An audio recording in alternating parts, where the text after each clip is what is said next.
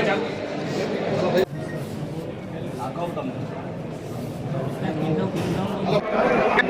minute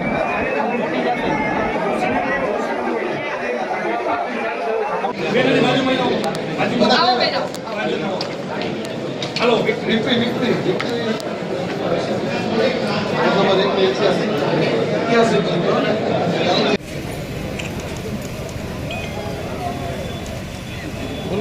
victory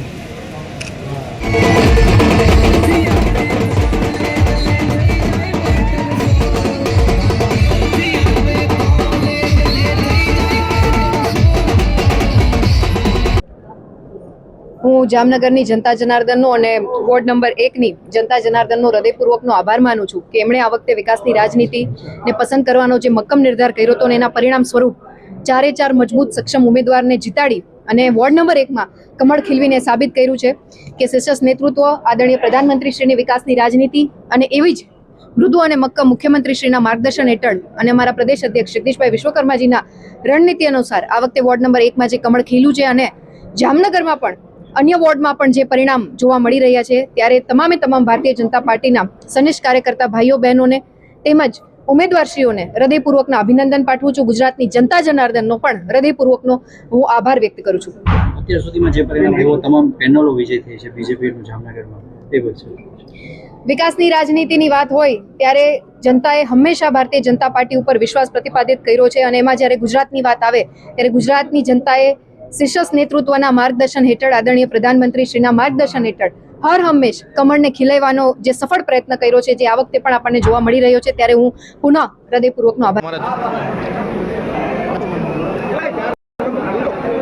મહાનગર, જામનગર જિલ્લો, દ્વારકા જિલ્લો, આખા સંસદીય ક્ષેત્રના સર્વે નાગરિકોનો હૃદયપૂર્વક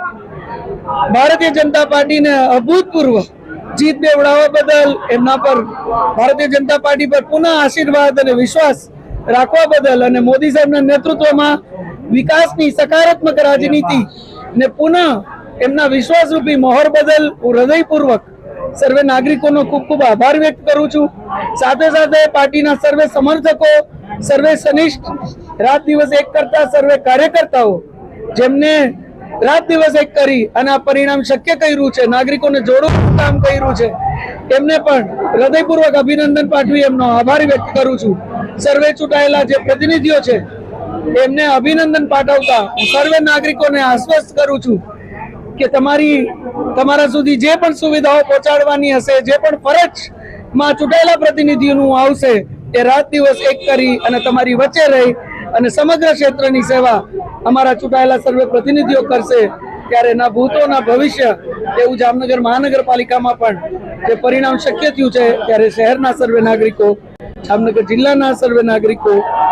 અને સાથે સાથે દ્વારકા જિલ્લાના સર્વે નાગરિકોને પુનઃ